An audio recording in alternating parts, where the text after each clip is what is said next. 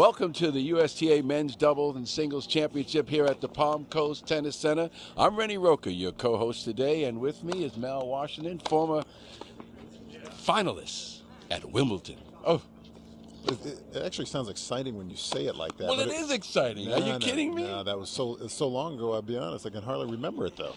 Listen, if I'm a finalist at Wimbledon, it's going to be exciting for the next 90 years if I'm around. It doesn't matter. No, I appreciate that. That was certainly a great time in my career, but it's also great to be here in Palm Coast, just watching some young players who are actually trying to make their way up and someday be there in those Wimbledon championships. Interestingly enough, you said the magic words. They're trying to be there. Mm-hmm. What happens? You played in USTA. You played in the circuit. How long do you have to be here before you should move on to the next level? Honestly, Rennie, you want to get through this USTA circuit level as quickly as possible. If you think back to the baseball analogy where you have single, double, and AAA, you have those young players who right out of high school find their way in single A baseball, trying to work their way up to the majors. Then you have those players who, maybe are right on that cusp, hanging out, spending a lot of time, and sometimes spinning their wheels in AAA baseball. Every once in a while, they'll get up to the majors, but they can't stay there. And every player is a little bit differently. For me, I was able to, it took me a couple of summers after my freshman and sophomore year at the University of Michigan, where I was playing satellites, I was playing challengers. And then really, once I got on the tour full time, it took me about a year before I was able to get past the satellites, the futures, the challengers, and be on the regular tour. But every player is a little bit different because they develop differently. When you hit the stage, let's say at Wimbledon and some of the other major events, what did it feel like the first time you put your foot on a court that had that sort of aura to it? Well, honestly, it's what you dream about, is what you work towards your entire career, but it's not as if you go straight from college to being on center court at Wimbledon. You go from junior tennis to a lot of players college, then you play satellites and futures, then challenge, and you're slowly working your way up, and you're kind of brought into it pretty slowly. But once you get there, there is a sense of, this is what I've dreamed about since I was 5 years old, since I picked up a tennis racket. And then once you start having a level of success there, it makes it even more exciting. And to be able to do it for a living and stay up there, that's a lot of fun. Oh, I can imagine. Well, they're getting ready to get started, so I guess we are too.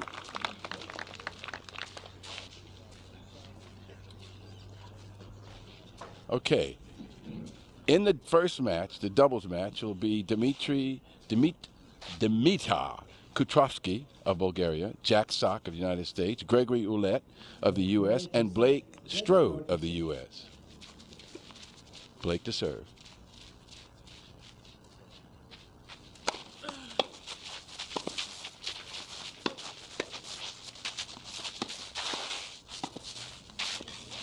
Ooh. I think if every point in this match plays like that, we're gonna have a great doubles match. But really, I'm really interested to see how these players perform. They've performed well all week. They're the number 1 and 2 seeds in the championship, and like we were just talking a moment ago, they're trying to prove themselves. They're trying to make their way up. They're trying to gain points to increase their ranking. Oh, vicious serve. And that is one of the assets of Blake Strode right there. He's a big guy, standing a little over 6 feet tall. And when you're that tall, you have to, especially in men's professional tennis, you have to have an asset. And for him to get where he wants to, not only in this match but in his career, that's going to be an asset for him. I noticed lately that most of the tennis players in the pro circuit are fairly tall. And there seems to be, I'll say, maybe a bit of a trend. From when I played on tour, it seems like more and more guys 6'2", 6'3". I mean, there's a couple of guys out there that's 6'7", 6'9".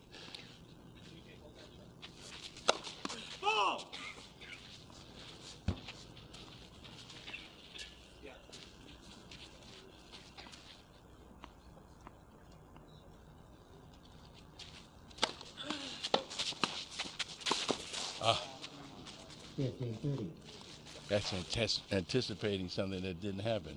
He was anticipating that forehand volley after it hit the net, but I think his eyes got really big because that should have been a shot he could have handled pretty easily. I think he sort of stand up in front of you and said, "Hit me, I dare you." Exactly, and he went for it, and he just caught the top of the net. Oh, So he says, "Hey, you did it to me. I'm going to do it to you." That's That's definitely payback. payback. Yeah. You know, in tennis, I always say throughout the course of the match, events like that, they'll even themselves out. Yeah. You know, sometimes you feel like you might have gotten a bad break, but you're going to get some good ones at times.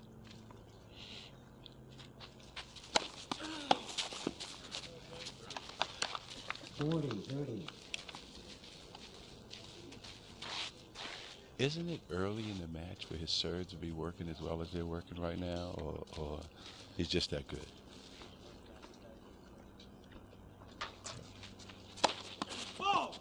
I think he is that good, but when I approach a tennis match, when you walk onto the court from the first ball, you need to be ready to go 100%. Mm-hmm.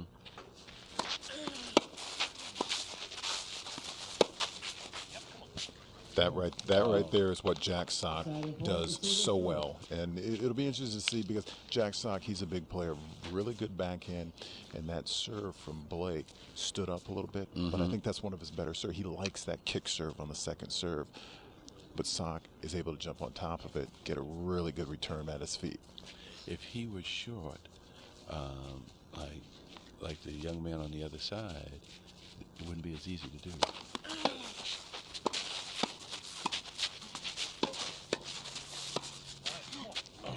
Wow, good shot. And that's just a great game right there from Sock and Kutrowski. And the difference in that game was is they were able to get the return of serves down. I think with the exception of one missed return, they got every return over the net, cross court, down at the feet of their opponents. That's the trick in doubles. Did you play a lot of doubles when you first came out? I played a good amount of doubles because I think early on it's a thing where you want to make a living. I mean, you're trying to make some money out there, but you're also trying to improve your game and work your way into the tour. So I did play more doubles earlier in my career than the later years.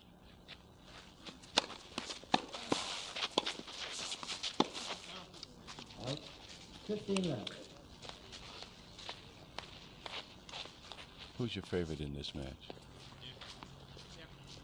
You know, based on what you've seen so far, and we've only seen one game.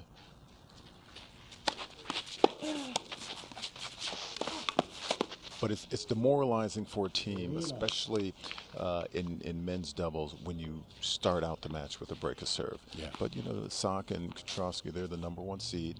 They've played like it the entire week, and they showed in that first game of the match why they're #1 seed.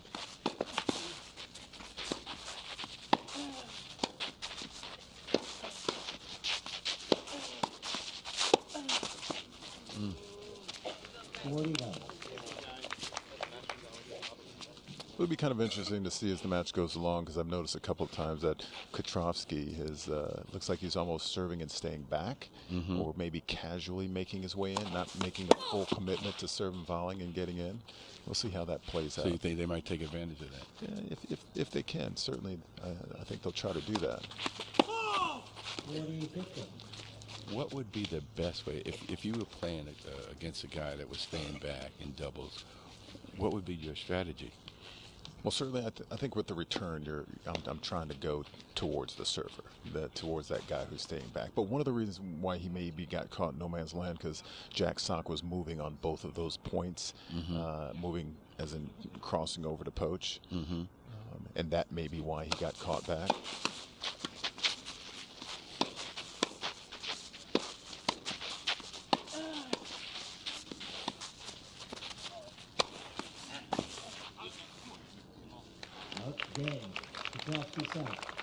That's some good tennis right there. But I always give the advantage if I'm in doubles and there's an exchange like that, two guys up at the net, two guys back. I'd rather be that team that's up at the net. Absolutely. I think they have that advantage usually.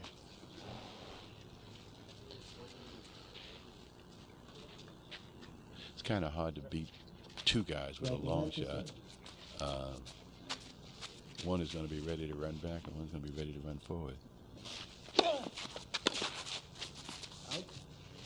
15. This will be a big game right now for Strode and Ouellette, and see if Ouellette can hold his serve. I mean, in general, I think Strode has the bigger serve, but we'll see how the lefty serve, especially going out wide to Blake's backhand, how that plays out.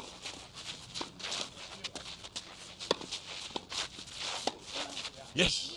All right. That's a good point. Yeah. Excellent point. And what I like about it is as Ouellette went back on that high backhand volley, Blake moved forward. Blake Strode moved forward and was able to pick off the next shot for the winner.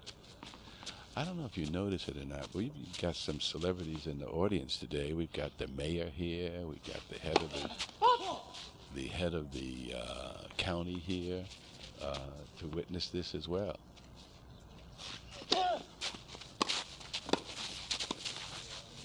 Okay, they're doing good. That's a great return of serve right there by Petrovsky, and just a better pickup from Ouellette right there. Nice job.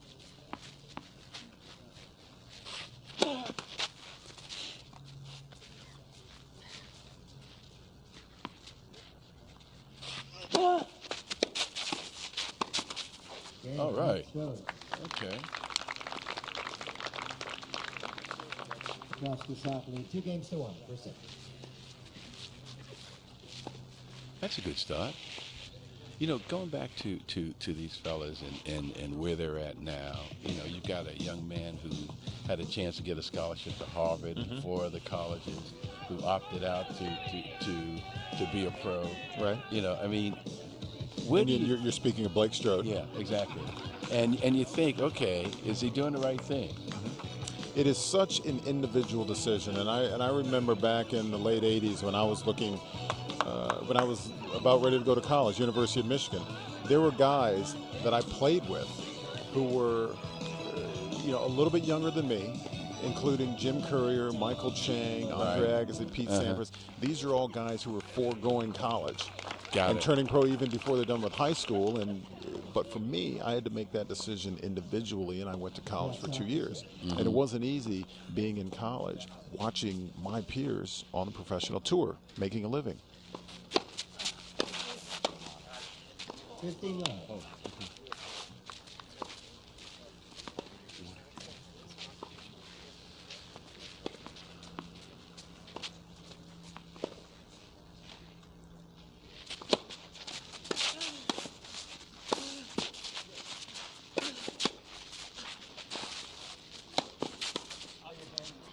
And then for a lot of players, I think, who are trying to make that decision, there's a level of indecision because there's no way of knowing what the right thing to do is. You just look at all your options and try to make the best decision you can. Certainly sometimes if you're having a lot of success in college and maybe you're the #1 player, you realize, okay, now it's time to go. This is the next step in my progression. But there are guys who get out there, they turn pro, they're not having the success they want, and a little bit of doubt starts creeping into their minds. Does college tennis have anywhere near the kind of weight or recognition as college football, basketball, and sports like that? I'd say no, because to play in the NFL, you are going to go to college. Yeah. I mean, there's no ifs, ands, or buts about it. You will go through college. To play in the NBA, with the exception of LeBron James, Kobe Bryant, and people like that, and maybe Kevin Garnett, and probably a handful of players, you will go to college. Yeah. No question. Yeah. Whereas in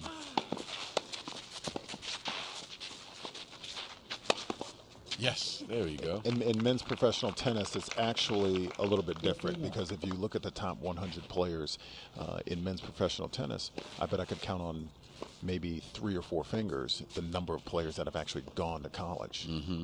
So many of the players, especially the Europeans who are in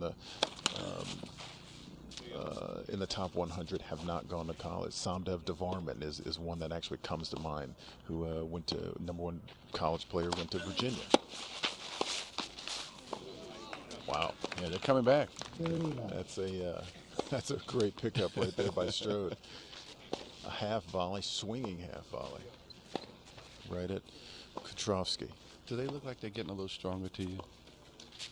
Strode? You know, right now, I think what they're still down at break, and I think what they need to do is just focus on holding serve. Right. And once they have the opportunity to break, they have to take advantage of it.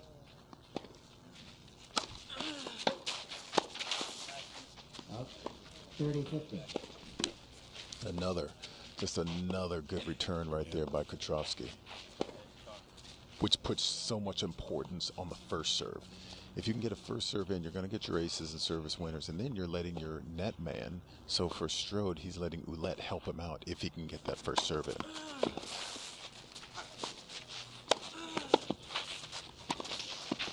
Oh, that was interesting. I expected him to slam it back, and there he just kind of. You know, he had a few options there, and I think he looked at the guys covering the angle, and he decided to split the middle. Interesting.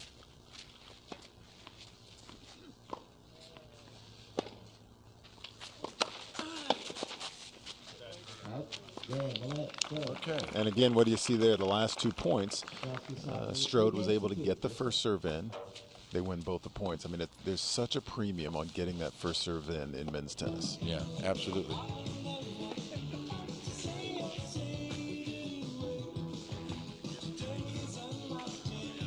Tom.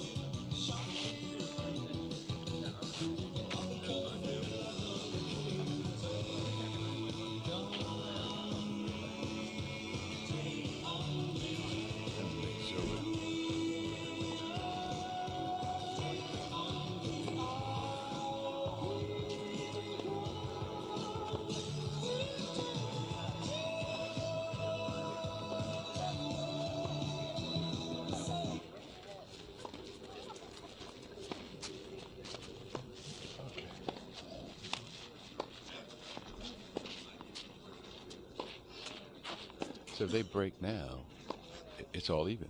Yep. Oh. 15.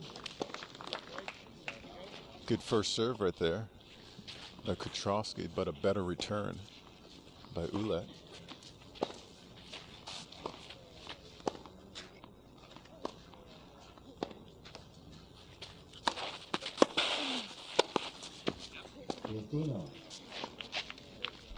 You know, there is a perfect example of height working to me. I mean, he was able to come down on it from where he's at. And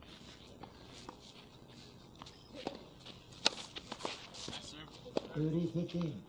And I think what we've seen, you speak of the height of Jack Sock 2 points ago. Right. What we've seen in a lot of athletes, I think in different sports, is the bigger athletes are becoming more and more athletic and then becoming more agile. like a 6'6" quarterback who, whoa. 40-15. And I think in years past, sometimes the bigger you were on the tennis court, well, maybe they're not as mobile, or maybe they're not as quick. Not anymore. And now it just seems like those athletes, even the bigger athletes, are getting quicker, faster, stronger. Don't you think a part of it is that they realize that if they can accomplish that, being able to be more agile, they Right. will be way ahead of the game. I was called out by the lines person and questioned by the players, but confirmed by the chair umpire. But as you were saying, 40-30. Well, we actually had instant replay on that. we were the instant replay.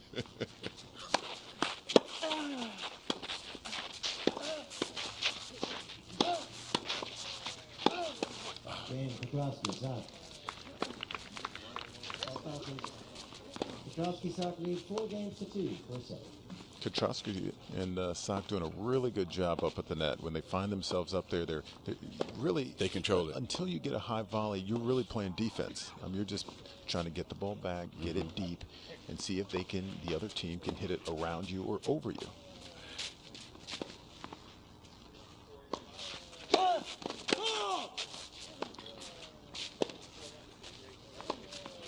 Wouldn't it be a great idea to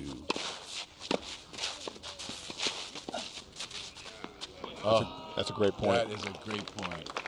That is a great point. Now that's a get. You know, and the interesting thing is that was a really good volley, first volley by Ouellette. I mean, he hit it deep. He hit it right just inside the doubles sideline. Just a better lob. Yep. I mean, that is a great constructed point, and you can't do anything but applaud your opponent.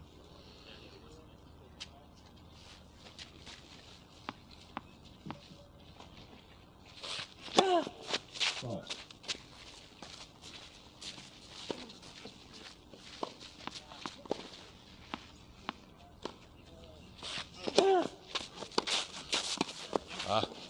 Well, 30. Do you feel like there's a little bit of nerves going on out there? You know, we're deep into the first set right now. It's hard to say if it's nerves, but I think at this level, you're on the final day. This is where you want to produce your best tennis. You've gotten all the stuff worked out of your game earlier in the week. You know, and right now, Sock and Kutrowski, they're just playing better tennis right now, especially on the return of serve. That was a good serve right there by Ouellette, and then Kutrowski, he just handled it, took it right back at him, just as strong. And that's the difference. Yep.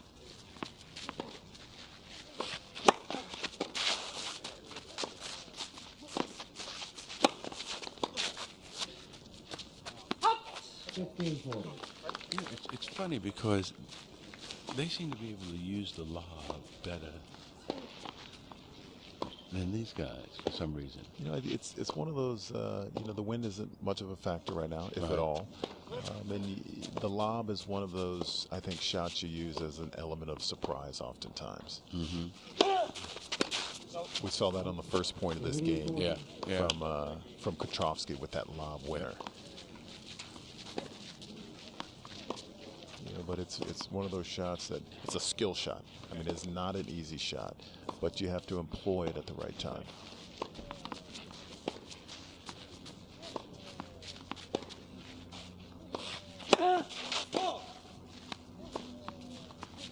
Now this right here is where Sock has been very effective on second serve returns. And that's exactly what he did there. You know what? He stepped around his backhand and just ripped a forehand on that second serve return. Now they have a 2-break lead and 5-2. And I would imagine, too, that when you've got a return of serve coming back at you like that, you're thinking, if I ease it over, it's not going to work. They're going to come back at me at 9 million miles an hour. And if they try to do something fancy, then it's a matter of, can I get a good enough shot in? You're serving volleying, and you hang a second serve up, and you see Jack Sock winding up to hit a forehand. You know there's a pretty good chance he's going to hit a good shot. So you just have to come up with a better volley, or just don't give him that forehand. And what we've seen from Sock, I think, so far is he's had the ability to step in on some of those second serves on both wings, the backhand and the forehand side, and take a good cut at it.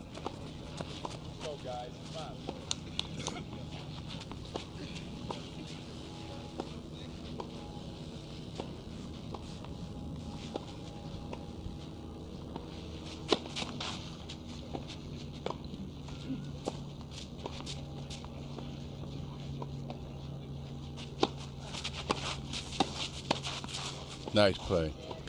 And now that play there, that's very similar to what Sock was doing. Now, Greg, he didn't rip it like Sock has ripped a couple, but when he hit that second serve return, he was inside the baseline. Right. And when you step inside, you're giving that server less time to actually get into the net.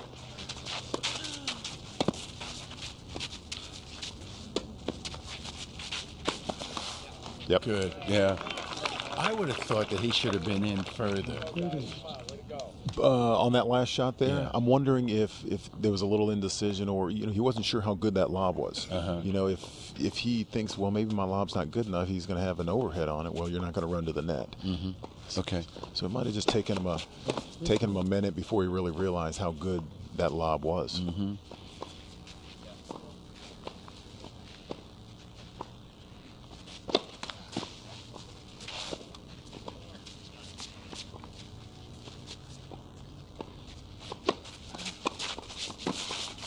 Okay.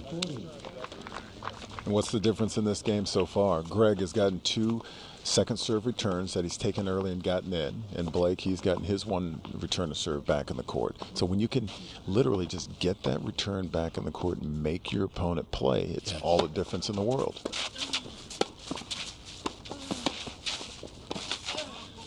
That's good. But they're both back. Here he comes up. Wow. Good break.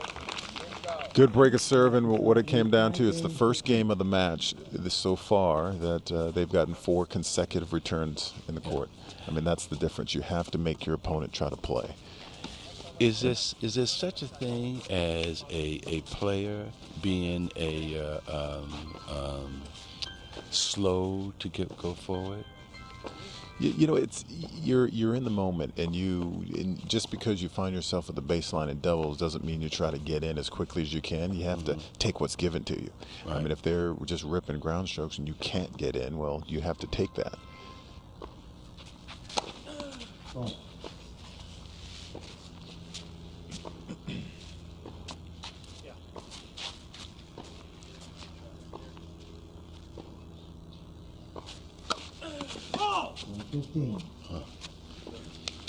That's Blake's first double fault of the match. Mm-hmm.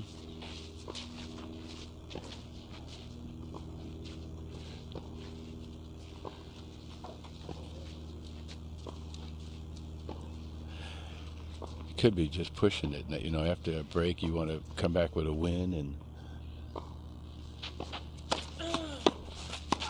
good play.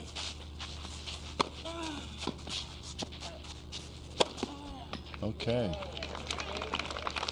That's a good point right there from both sides. All started with the first serve. Yep. You know, there's a fine line between wanting to hit your big first serve and needing to get a high percentage of first serves in. And some of that is dictated by, you know, how effective you think your net man is.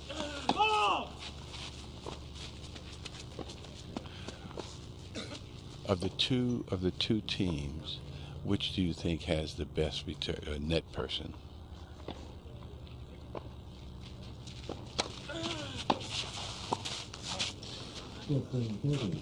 You know, I thought you were going to ask who I thought had the best returns, and I was definitely going to say Sock and Katrovsky from what we've seen so far.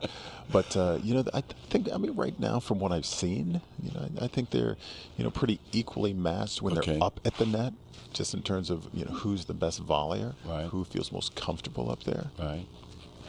Interesting. You know, they had communicated prior to the point on what serve they wanted to hit and what Greg was going to do up at the net, and Blake wanted a little change there. And sometimes you step up to the baseline, you just feel something. Maybe, well, you know what, I know I said I was going to serve out wide, but I want to change that call. It's just like a pitcher waving off some pitches. Okay. He changes his mind. 15 points. So now after getting the break of serve, or one of those breaks back. Now they have a chance of losing it. Now Strode and Ouellette down double break point, double set point. Right.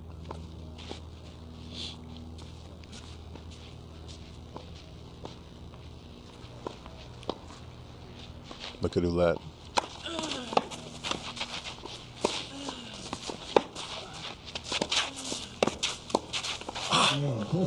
Okay. That was a little different play that we just saw from Strode and Ouellette, where Ouellette was actually straddling the center service line. And I think what they wanted to do is just give their opponents a completely different look. Yeah. It didn't work on that point. It almost did. Sometimes a few inches makes all the difference in the world. Yeah. Well, you know, let's get back to you for a minute. You played how many years professional tennis? I played on tour for 10 years, from the time I was 20 to 30, 89 to 99.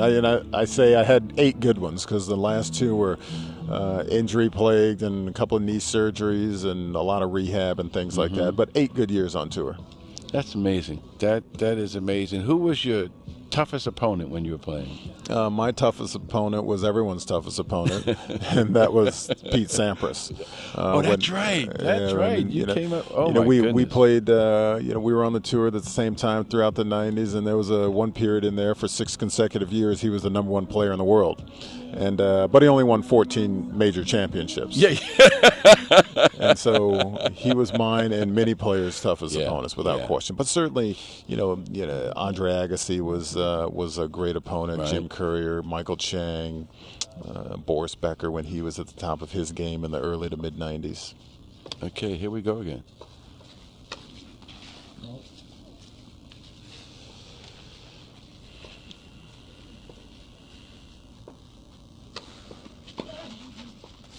Oh, wow.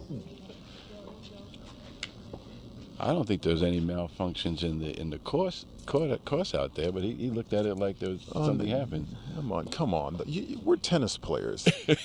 We're not going to take responsibility for something like that. It's got to be the court, the strings, the sun, the wind, the ball person moved, whatever it is. Anything.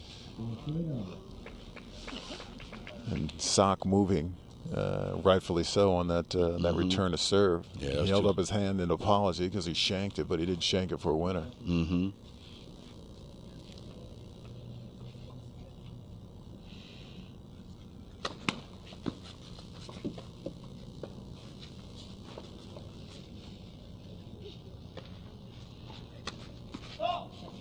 Okay. 15-30.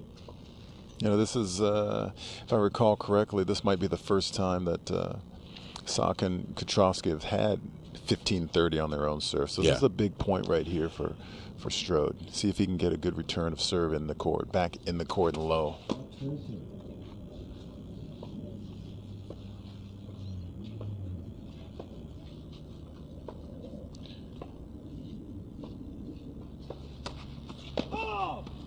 They did have that one break of serve in the second set when they were already down 2 breaks. But here's an opportunity at 15-30 second serve.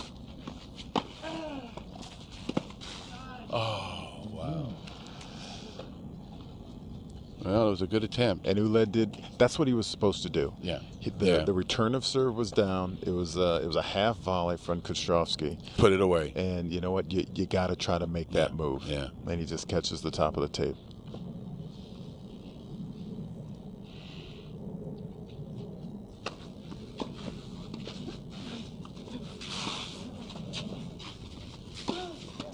What a get that was. That is a great point right there. Great point. Wow. And that was a world-class drop volley. And how about Strode running that ball down? And he didn't hit that ball over the net. He actually went around the net post. Legal, though. That is completely legal. Yes.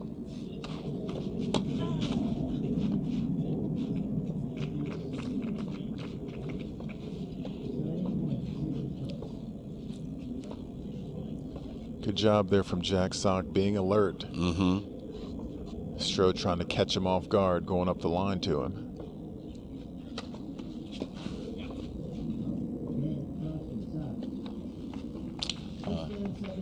I thought they were going to be able to break them.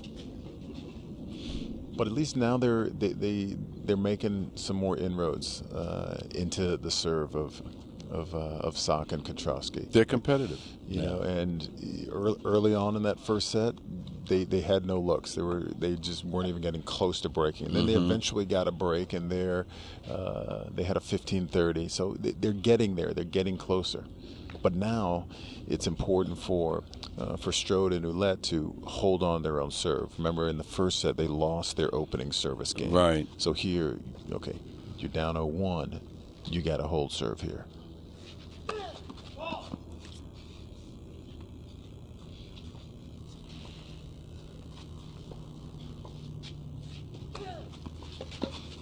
Ah, okay. That's that length. That's that ability to each one of them has a tall person that can do that. And that's where you have to know your opponent well, not your opponent, but your partner well enough, and their tendencies, and just it's an instinct. You know when to move. Nice. Okay. they seem to have picked up the tempo a little bit. You know, I mean, right now, I mean, it's even strength. It feels to me. Mm-hmm. You know, they're both playing. Both sides are playing good tennis, and you know, who's going to blink first? Yeah. Who's going to, in their own service game, throw in that easy double fault? Or better yet, you know, who comes up with the really good return and hits a couple of winners to get the break of serve? And that might be one of them. I mean, that's a great return of serve right there. Yep, like a bullet. And that's one of the things I like about doubles tennis. It's a mind game. You know, out of the corner of his eye, Kotrovsky, he sees Blake move, so he's able to go behind him. And now, you know, maybe now on the next play, does he make the same move, or does he fake? Fake it, right? You know, right. it's so there's this constant mind game going on the court during the match.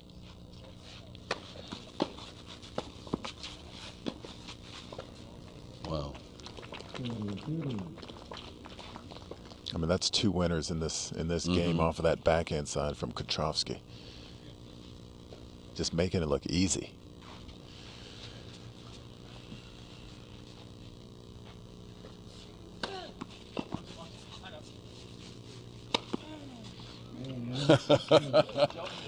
There's something about both of those guys. They're so tall that when they come over that overhead slam, it's like wham. Yeah, but any overhead inside the service line in tennis, men's tennis, that's got to be a winner. Yeah, that you can't afford to give your opponent another shot at it. And that one there, he just got him with the pace. That was just sheer pace.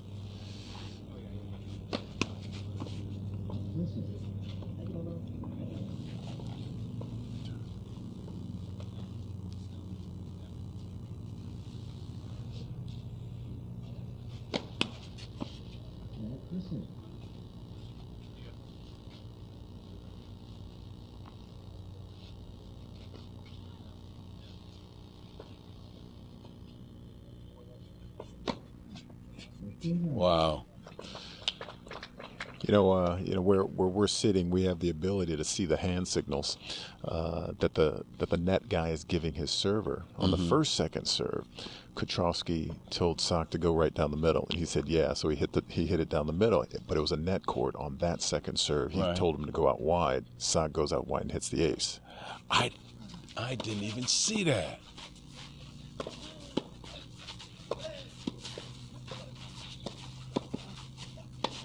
Oh!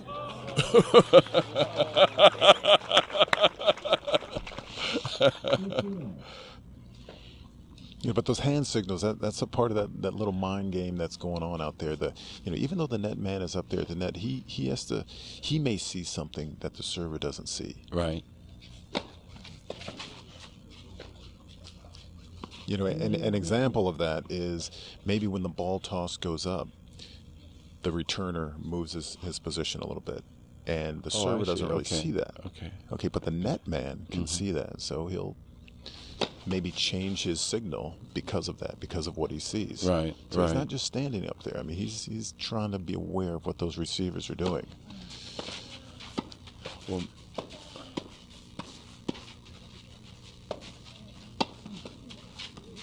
good get.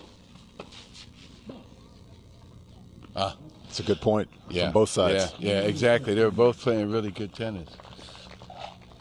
Maybe somewhere down the road we can get our camera guys to zero in on the hand signals so we can give our audience an idea of what you're talking about, because that is a important aspect of the sport. And oftentimes what'll happen is the net man will give a signal where he wants the serve to go, followed by whether or not he's going to stay or try to cross. Oh, it's like baseball. Yeah. It's like the catcher and the pitcher, like you said. Because if you think about it, you have to be on the same page. I mean, if the server thinks you're going to cross, or let's say the server thinks you're going to stay, his move is going to be dictated about what he knows you're going to do. Right. So if you're not on the same page, well, then you're probably both going to end up on the same side of the Tripping court. over each other even.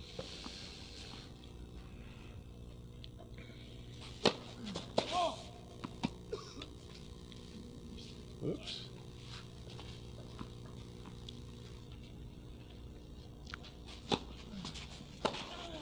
Oh, wow. Now that's jumping jumping on top of a second serve. Yeah. So the point is even six. Running around that backhand and taking a big cut at it. Mm-hmm. And now in this no-ad format, the receiver has the opportunity to choose what side to receive from. Oh, you're kidding me. Game, the clock is out. So wait a minute now. The receiver can go to either side. Because on a 3-all point, yeah, Right. on a 3-all point, the receiver has the opportunity to choose which side they want to receive from. And the reason they chose 2 points ago, Blake ripped that second serve Right, return right. for a winner. Right. So that made it 3-all. Then they go back to Blake again. Blake says, he's sitting there looking at his partner and say, "Oh Wow. no, I want to take this one." Now, is that USTA rules? Is that they don't play it in professional? No. I mean, in the upper levels. No, and they do that in college, for example. Oh, okay. They use that scoring system in college, and they use it here in a lot of the USTA events. Interesting. Let me go check something.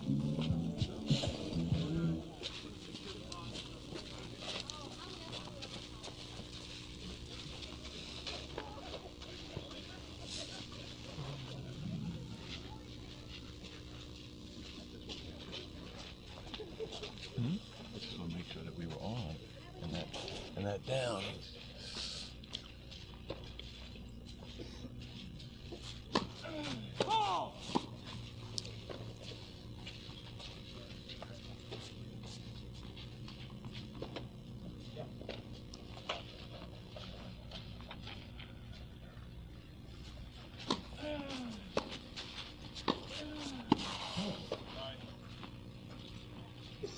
What happened there?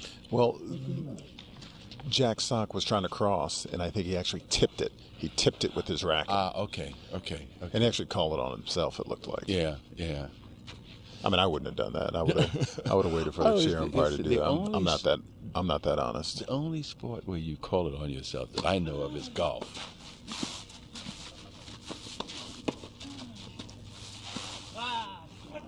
Wow. And that's what I love about the sport of tennis and the sport of golf. I mean, it's they call it a gentleman's sport, or it's a sport where it's an honor system. There's sportsmanship involved. There's fair play involved, and you're not trying to screw your opponent. I mean, you're just you want to win honestly and fair and square.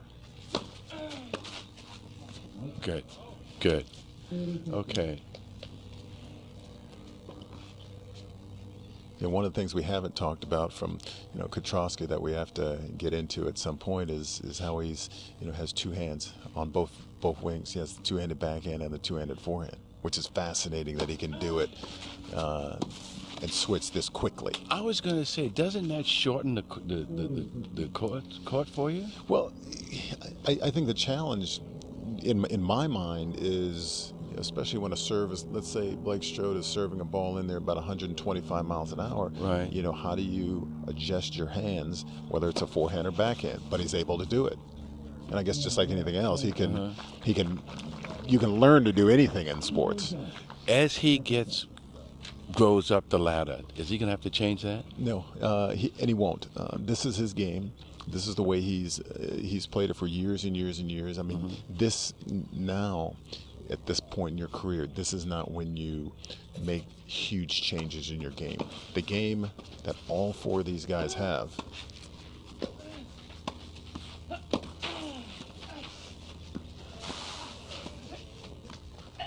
Oh, That's a great point. Great point. Way to use the entire court. Yeah. But let me ask you a question. Professional golfers change their swing. In Tiger Woods, for example, and Phil Mickelson. Great shot. Why can't a tennis player change? I think they, you speak of Tiger Woods and his swing, and he has more of a, and his swing today is very different than it was 10 years ago. Right. But I look at that and say, he's tweaking his swing. Right. He's not. I mean, this is, if he goes from a two-hander to a one-hander, that is a drastic change in your game.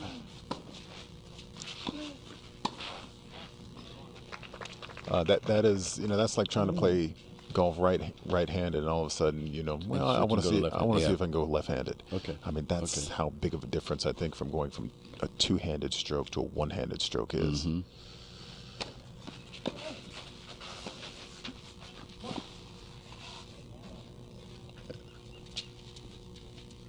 And both Strode and Ouellette think it's out. Yeah. And getting the chair umpire out of the chair to confirm it. Did he confirm it out or did he confirm it in? Yeah, that was confirmed out. Okay. Yeah. All right. Now break point for Yep. Strode and Ouellette. Oh, wow. Great reaction time right there Right from up Sock. on the net, dropped it, it died. He was right on the net, and that's just reaction. I Yeah. mean, he's not sitting here saying, okay, in a fraction of, oh yeah, I want to hit a drop volley. Mm-hmm. That's just reaction. He sticks his racket out there, and it worked out for him. Would another name be trust yourself? With regard to? Regards to just going with your gut feeling? And that right there, one of those 3 all points again. Yeah. And a double fault on break point. So now Ouellette and Strode are up a break. Right. Well, maybe this is maybe we'll have a third set. Because it's 2 out of 3, right?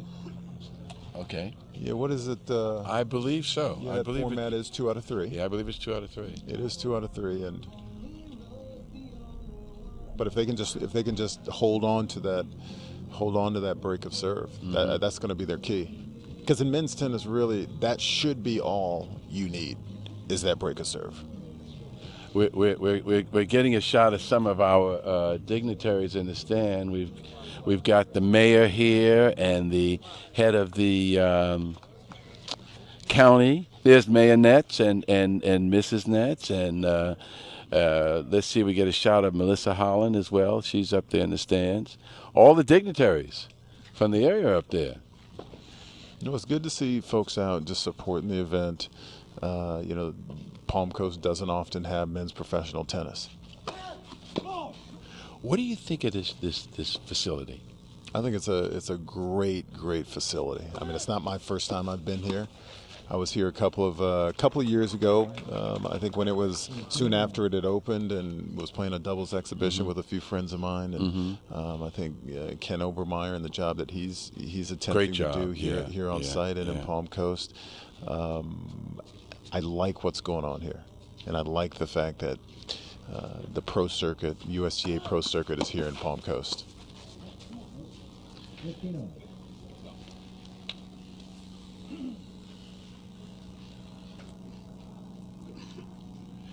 Is this their first USTA championship? This is the first one here in Palm Coast that I recall. Right. Okay, that's what I thought.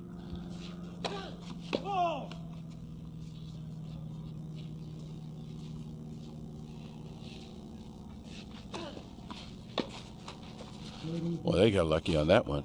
Nice soft second serve and A second serve that kind of stood up there, and that's usually the one that Kutrovsky has been able to handle throughout this match. But what he likes to do, he likes to run around his back. He's right-handed, but he runs around his backhand to hit his forehand side. But his forehand is a two-handed backhand, like a lefty two-handed backhand. wow.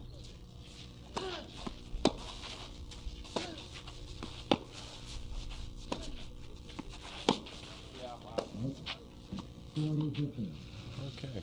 Well, they're playing a lot stronger this set. They seem to have settled down. Got the yips out.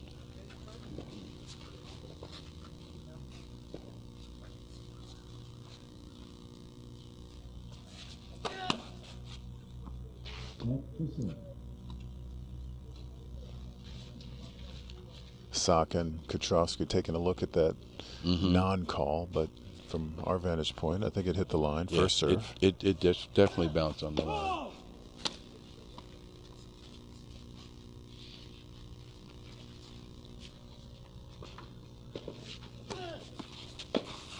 Yes. Good response. Good response. Well, they seem to have gained the momentum now. Yeah, they 4 games to 2. They've held on to the break of serve. And now this is when you work. I think you work really hard to try to get, you call it that insurance break. Why not get another break of serve? But they're in a really good position, Strode and Ouellette are right now.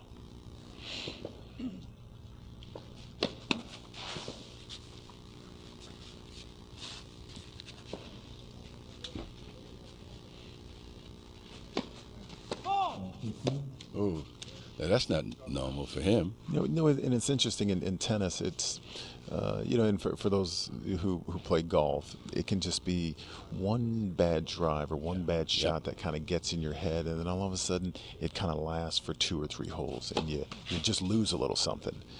And that first break of serve in this second set from Strode and Ouellette, I think that did it for them. Oh wow! And now 2 double faults in a row from Jack Sock. Yeah. And so just the mood, the whole mood of this match has completely changed. The tide has completely changed from the first to the second set. Would you say he's pushing it just a little harder than normal?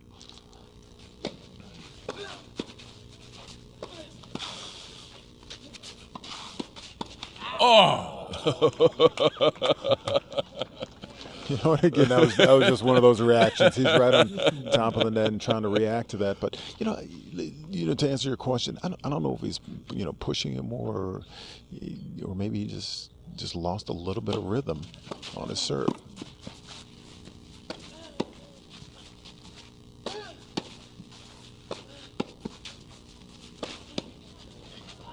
Oh wow! He did it again. That's the second or third time I've seen him do that. He just, It's complete reaction time. Yeah. And to be honest with you, I think if Jack Sock had let that ball go, I felt like it was going out. Yeah. I think Strode had kind of flown that ball pretty far past the baseline, but Sock was so close on the net.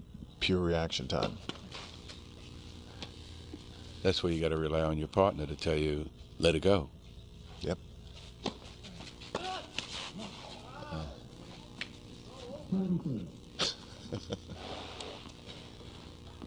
But right now, give Sock and Kutrowski credit. I mean, from 2 double faults to start out this game, now they have 40-30, a chance to go 4-3. Yep, and that's exactly what they did. That's exactly what they did. Which will lead 4 games to 3, second set. So you have a youth tennis program. I have a kids foundation up in Jacksonville, Florida, and actually one of the things, the myths we're trying to dispel is that we're a tennis program. And certainly, obviously, people are going to associate the foundation with tennis, and because that's what I did for so many years. But we're in our 15th year of programs in Jacksonville, Florida, and the main part of our program is an after-school program that consists of homework assistance and life skills programs, but there's also a tennis component to it. Right. So it's definitely not a tennis program, but tennis is a part of what we do in the grander scheme of things, because we're really focused on taking a group of kids from kindergarten, those are our youngest kids, all the way through high schoolers. Fantastic. Getting them exposed to tennis, but also getting them to realize that their success in life it has a lot to do with their level of education. They can become a professional in something other than sports. Oh, absolutely. Yeah. Without question. And that's not trying to kill their dreams of being an athlete, but there is a lot beyond athletics. Giving them an alternative. And here we go again. Okay, that's the way to start. So this is where I think Strode and Ouellette really need to work to get a lot of first serves in and play as clean a game as they possibly can. Keep the edge that they have right now. And boy, it's like they woke up. 2 solid points to start out the game because they know. I mean, they just have to continue to hold serve, and they can serve out the set. Exactly.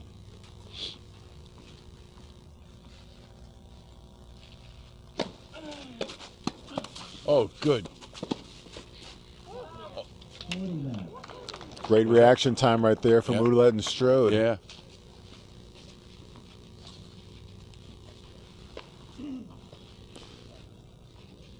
But all four of these guys hitting a lot of big shots. Yeah. Well, they're young. A lot of power. There's no question about that. A lot of power.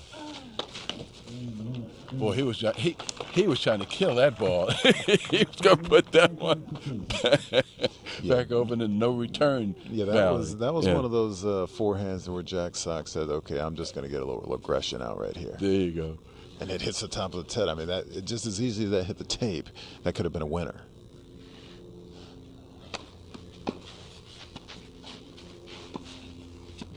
Oh, wow. Wow.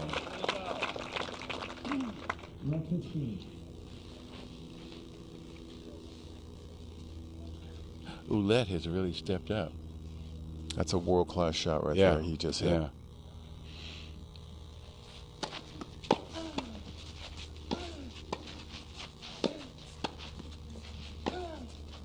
Oh my goodness, he did it again.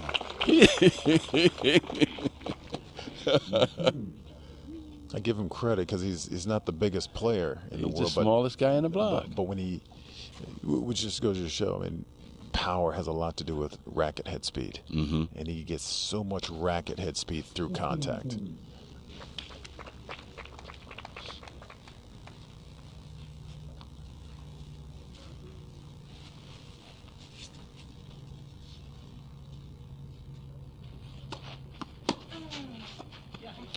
Good return. Now a couple of set points. Yeah. It looks like these two guys are finally working in harmony. And it's not always easy to do that. To get that rhythm. There are times when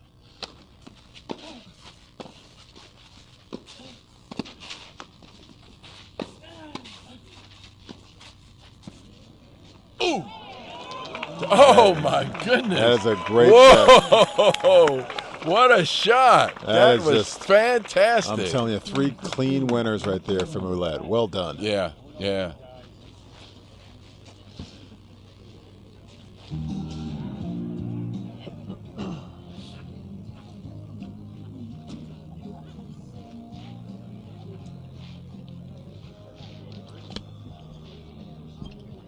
Well, we got a shot of the two guys on the bench, and they're looking real relaxed right now. I think they're feeling like we can come back.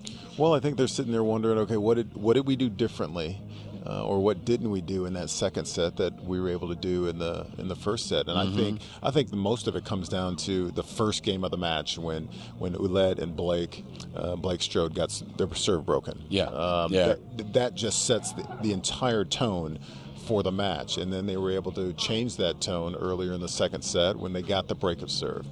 And now, this is where, and I think going into this final set, I think everyone's going to feel confident. Yeah. They feel like, okay, we just got to get back to good tennis.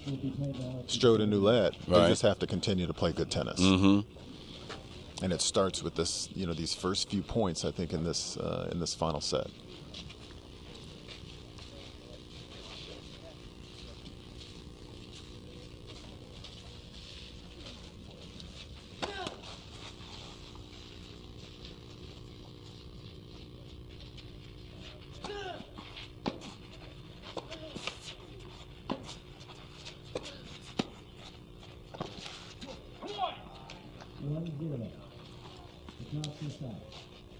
Oh, wait a minute. The point system is different in this third set. We're doing a little tie break here. Right. And so this third set is going to be a tie break. So right now, the mini break goes to Sock.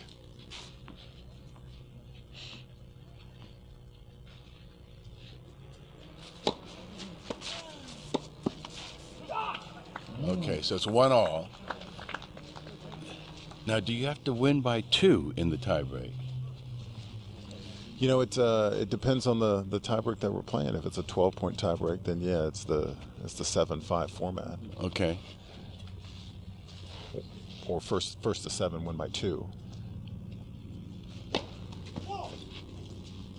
But it could also be the the 10, the super tiebreak where Right, it's the first to 10. right. That is a great pickup right there from Sock. Really. Great pickup.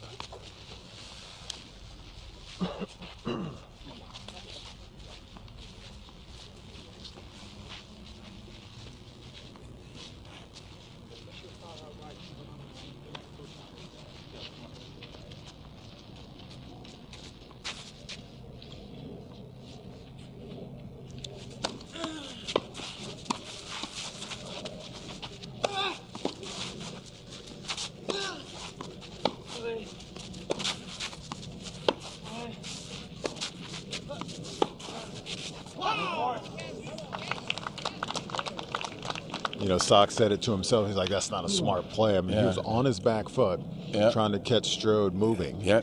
Yeah. And he tries to get a winner. Tries to go inside out. Yeah. For the winner, like off you your said. back foot. Yeah. That's not going to work. It's amazing. This is a real cat and mouse game here now.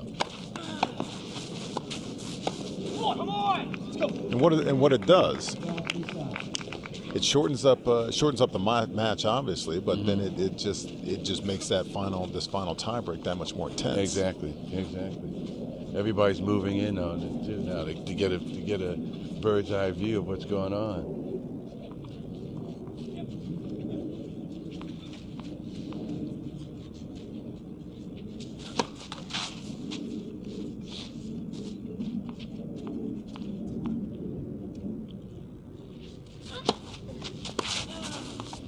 Oh wow, now that's interesting. That looked like a case of the nerves more than anything else. Now 3-all. Yeah.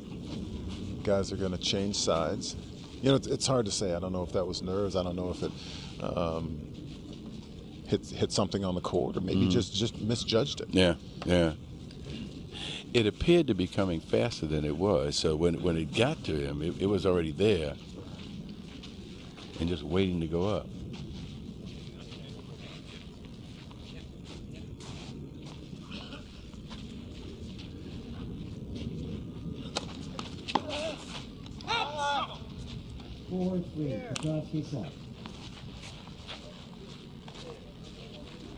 So 3 serving 4. And a premium is put towards the end of this match. A premium is now on those first serves. Got to get the first serves in if you're the server. And from the returner standpoint, rip returns, get across court, get it down. I notice now. Okay. That he's playing forward, whereas before. Oh wow. He would wait till the second serve to move forward. And now a mini break for Sock and Katrovsky. Yeah. 5-3. Yep. And again, it goes to that cat and mouse game. You're trying to figure out exactly where do I want to stand to put a little bit more pressure on my opponent. Do I want to stand closer? Do I want to stand further back? Where do I feel most comfortable standing?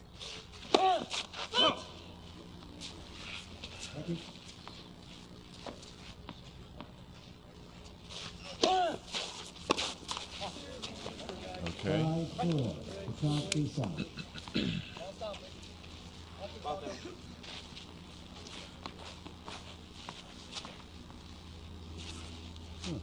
That's interesting. The lineman just came back. He was gone for that point.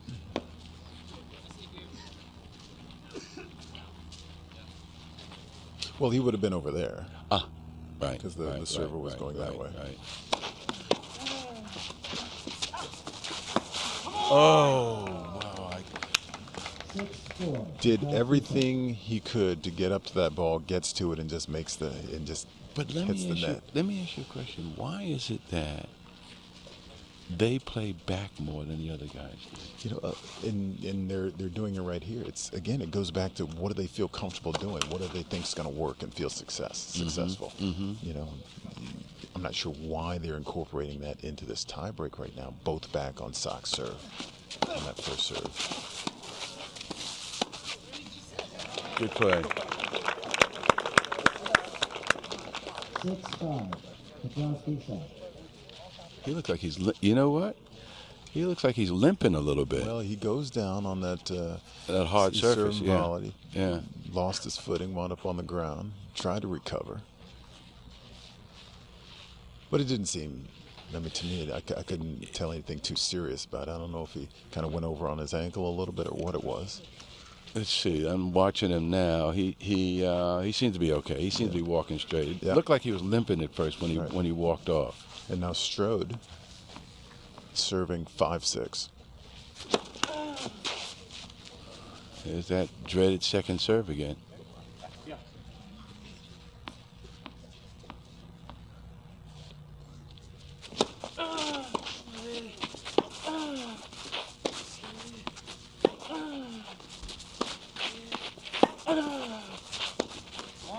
Okay.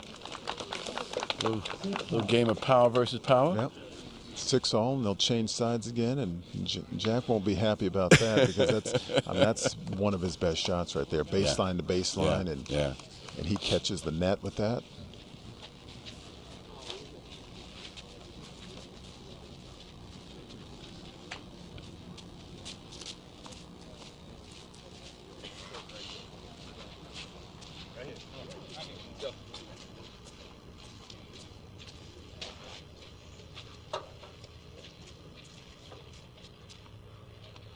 Okay, so here's Blake's opportunity to take the lead in this.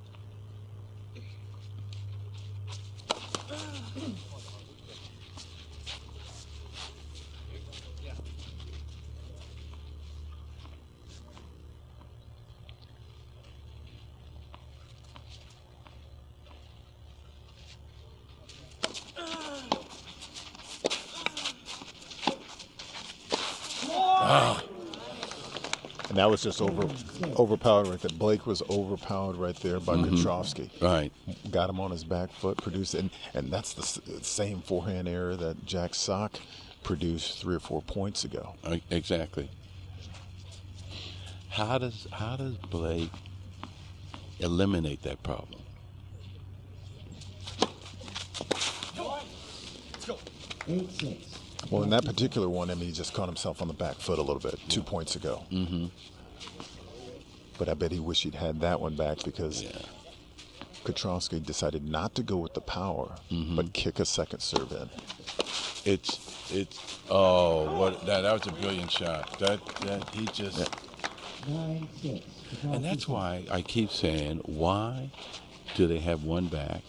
I mean, 2 back instead of 1 up and 1 back. You know, I think they just felt that to have the most success right now, you know what, let's start with 1 back because there's a premium, you know, in this final set tiebreak on getting those returns in the court. Now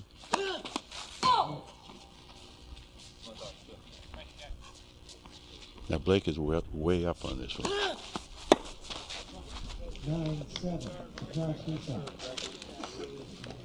If nothing else, I would think it'd be a deterrent to have somebody up close because it changes what you're going to do with your shots.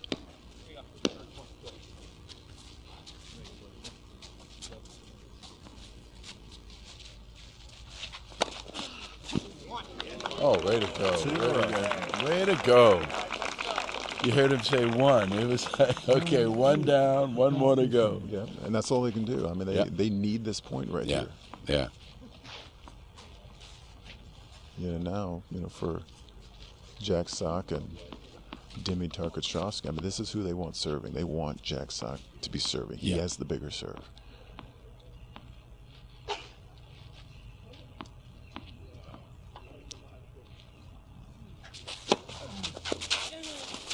Oh!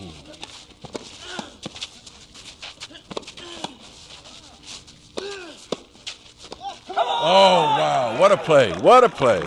That's tennis. That's tennis.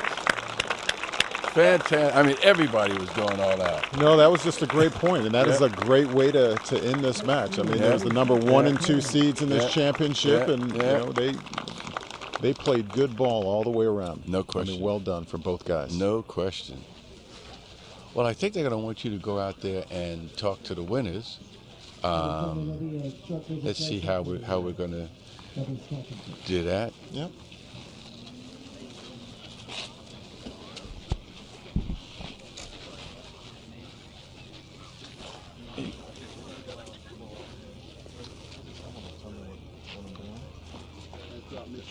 Yeah.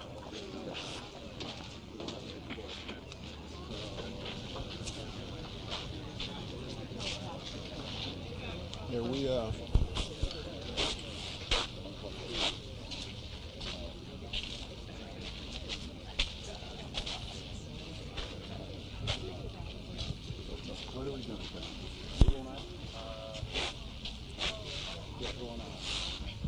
So let's get these fight competitors another warm standing ovation for well done outside of that.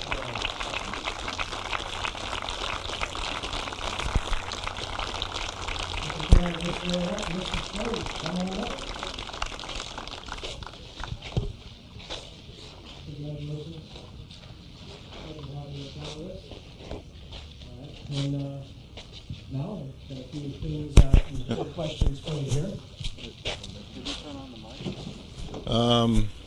How's this? Well, first of all, congratulations on a tremendous week. Tell me about this match. It seemed like you might have gotten off a little bit to a slower start with the break of serve early. What was going on earlier in that match? Yeah, I think they kind of caught us off guard early. They hit some really good returns and, lost that first game on a deuce point and just were trying to fight from behind that whole first set. So it was kind of tough. But second set, we sort of picked it up and played much better. What was the difference in that second set? It seemed like the momentum might have changed a little bit when you guys were able to play. I think we just got some momentum going, and once we started getting comfortable, we hit some good shots, and we just took it all the way to the end, and that's a good tiebreaker. It's good. How challenging is it? Oftentimes when you're on the tour, you're playing 2 out of 3 sets, but then you get to that third set tiebreak. How much challenging? How much more pressure is on each point? Yeah, it's a lot of pressure, but I think at that point it's just all about intensity, really being focused, and just comes down to execution. A point here and there, and that's what happens. Guys, keep executing. Congratulations.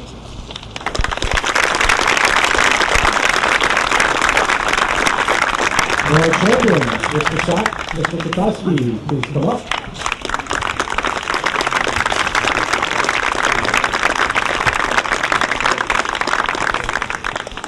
Over to you now. All right, guys, congratulations. How much have you guys played together? How much success have you guys had outside of the weekend? We've had 5 finals and we won 2. And what is it about your game that matches up so well that allows you guys to have success? I think Tar, he's kind of the power player. He knows what he's doing. The returns, he gets low every time. I kind of have the man, kind of the field guy, and I think that stuff he kind of gets through people in the night. Kind of throw in some variety. I think he does well together. Oh yeah, throughout the week, or certainly throughout today, I was talking to a couple of people and they're talking about your 2 hands on both sides and how that works. Where did that start in your career? I've been playing like that my whole life. I think I had a behavior after when I was a kid and I couldn't swing with 1 hand, so I just started playing with 2 and it worked and never changed it. What is next for you two? You guys obviously over the years you played throughout tournaments you played very, very well with each other. What is next? What's the next event? I'm going to go home, go back to school, and then our next event, either some Texas Futures or maybe hopefully some opportunities down the road that I can play and do bigger events. You guys, good luck. Congratulations. Good luck with the first. So now we got the singles coming up, and that should be exciting. We've got 2 really good players coming with Odesnik and Gadin, Italy and the USA against each other. That should be something else. It'll be a lot of fun. It'll be a great culmination to this week of tennis here in Palm Coast. Well, here we are at Palm Coast Tennis Center, and this is really something. See you back when the singles championship comes together.